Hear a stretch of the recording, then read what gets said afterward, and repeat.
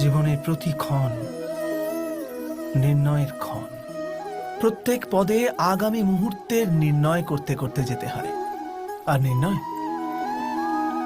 নির্ণয় নিজের প্রভাব রেখে যায়।